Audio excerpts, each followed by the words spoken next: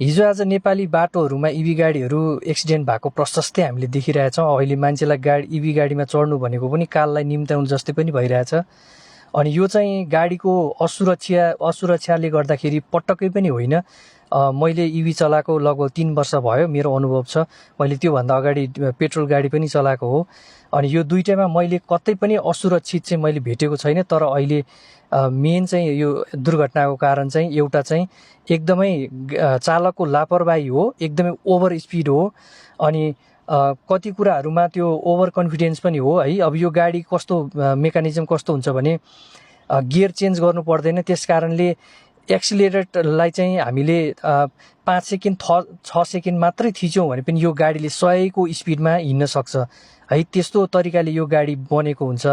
अनि अहिलेको यो भर्खरको भनौँ न जवान भाइहरू, ड्राइभरहरू, जो चालकहरू हुनुहुन्छ, उहाँहरूलाई स्पिड कुदाउन बडो मजा लाग्छ है। उनीहरूलाई यो थाहा हुँदैन कि मैले धेरै मान्छेको ज्यान बोकेर हिँडिरहेको छु, मैले बिस्तारै चलाउनुपर्छ, मैले उहाँहरूसँग पैसा लिएको छु, उहाँहरूलाई सही समयमा सही तरिकाले गन्तव्यमा पुर्याउनुपर्छ भन्ने उहाँहरूको हेक्का हुँदैन है। उहाँहरूलाई एउटै कुरो हुन्छ, छिटो पुर्याइदिने।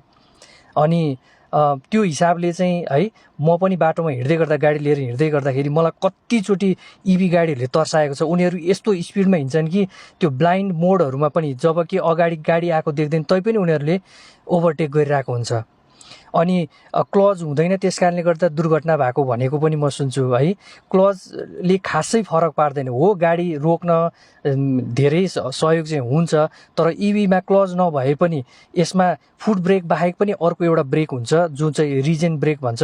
त्यसले चाहिँ हामीले एक्सिलरेटर छोड्ने बित्तिकै पनि हाम्रो ब्याट्री पनि चार्ज हुन्छ अनि ब्रेक पनि लाग्छ है। उता इन्जिन गाडीमा चाहिँ क्लजले गियर घटाएर ब्रेकको काम गर्थ्यो भने यता रिजन ब्रेक हुन्छ, त्यसले धेरै ठुलो ब्रेक लगाउँछ है। फुट ब्रेक नलगाउँदा पनि त्यो ब्रेकले लगाउँछ अथवा काम गर्छ।